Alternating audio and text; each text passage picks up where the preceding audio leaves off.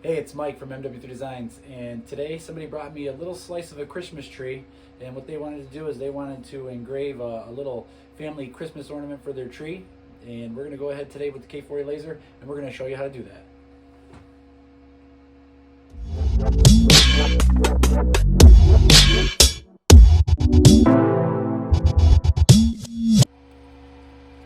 Okay guys, so here we have the tree puck here. So I'm going to go ahead and I'm going to do is I'm going to just put some painter's tape across this, just so that it's going to keep things clean and I don't get any charring on the nice clean wood. And then I can just peel that tape off afterwards, and I don't have to do any cleanup afterwards. So we'll go ahead, we're going to put some tape on that right now. And I could probably have a little bit wider tape to do it all in one shot, but I think this is like a 2-inch tape. And the laser is good at just burning right through the tape, so you don't have to really worry too much about, turning the power up really high or anything like that. If you've seen any of my other videos, I do this method sometimes with leather or anything else that I just want to get a quick engraving and not have to really worry about too much cleanup afterwards. So I have that. I'm going to go ahead and I'm just going to cut around these edges and get it cleaned up, and then we'll get something set up in the laser here and we'll start engraving. Alright, so as you've seen in some of my other videos, what I like to do is I like to put a piece of cardstock in the laser first, and basically because I'm going to be cutting out a circle that is about the diameter of the actual tree puck itself, and then I can just line that up right in there, set it up, and then load my engraving right over that cutout file in the software, and then do my engraving so everything fits. So we're going to put this piece of cardstock in here, and I like to use magnets to hold it to my cutting bed. That way everything stays in the right spot. So we'll go ahead and we'll move over to laser cut, and we'll get this cut out. Alright, so over here in laser cut, as you can see, I used the circle tool here, the ellipse tool, just to give myself a circle. I measured out that tree puck to be about 4 inches. So as you see here, it's 101.6 millimeters would be 4 inches. So we're going to go ahead and we're going to cut this. And basically I just do a quick engrave, probably about 20 millimeters a second, just to get a quick cut. Do it about 15% power, and we'll get that cut out real quick. Let me get my fan turned on, and we'll get that going.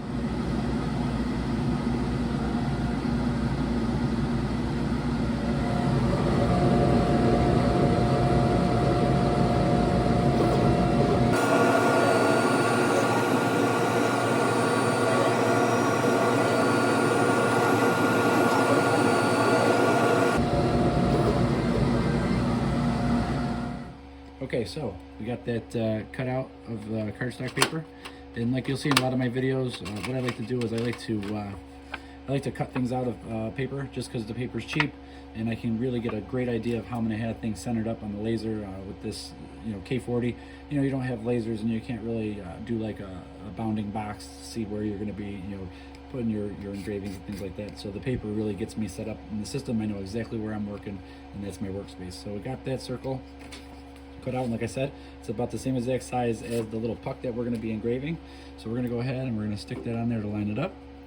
And what I haven't showed you guys yet is I did make a small mechanism that I can actually raise and lower the bed in my K40. I'm going to try to feature that in a separate video. It kind of was just something I did on a whim one day. I just started working in the laser, and I pulled my cutting bed off, and I went on Amazon, found this cheap little lab table thing that will raise and lower my bed.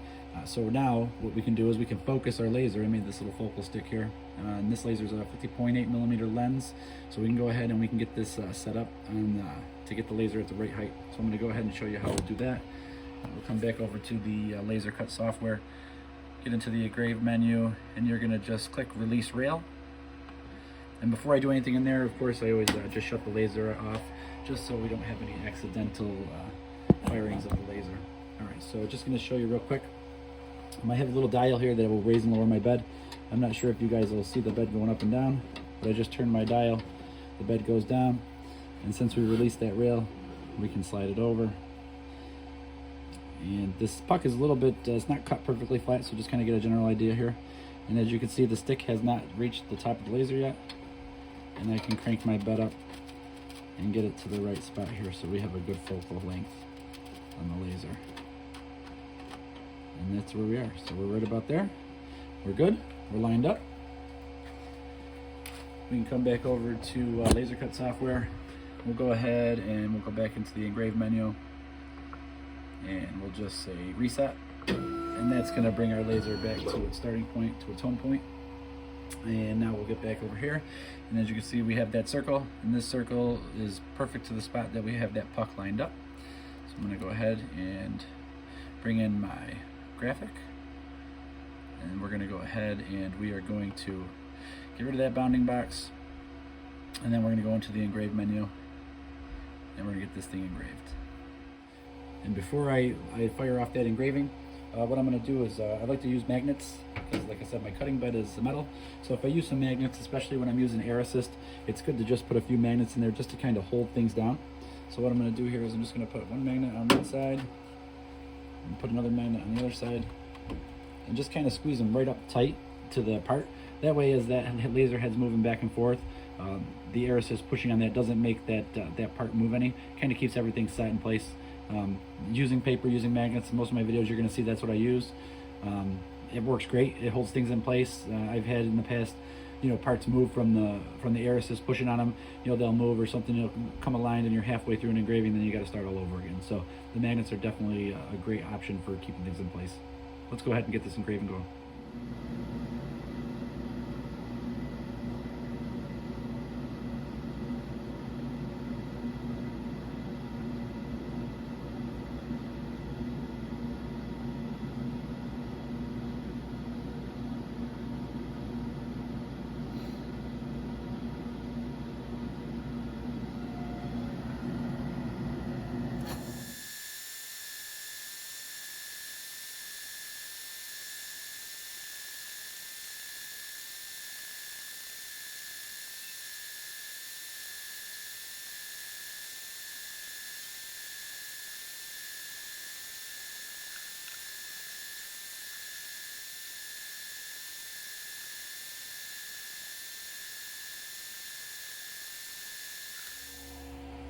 Okay, so we're all set there.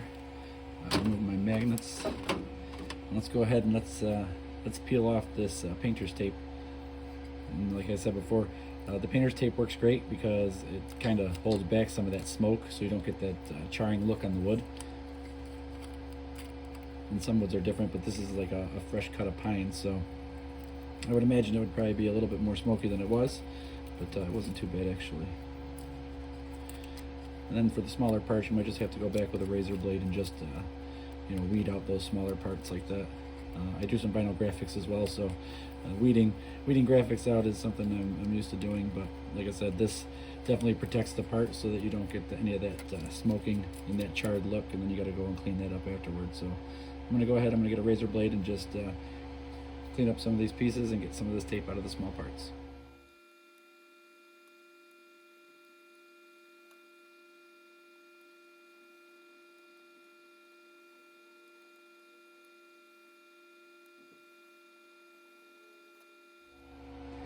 Alright, so there you have it with all the painter's tape all weeded off of there. It does get a little tricky though sometimes, like smaller details, as you can see right there. It's hard to get these little pieces of the tape off, but usually it's not too bad. But like I said, it's worth it because you don't get any of that charring look on the wood, so I don't have to go back and like resand that or clean that off or anything like that, and it's perfect and it's ready to go. So there you have it, just a quick laser engraving of a cutoff of a tree puck. And this could be really cool if you're a person that gets real trees every single year. You can have a piece of the tree from every single year, which is kind of neat. So there you go.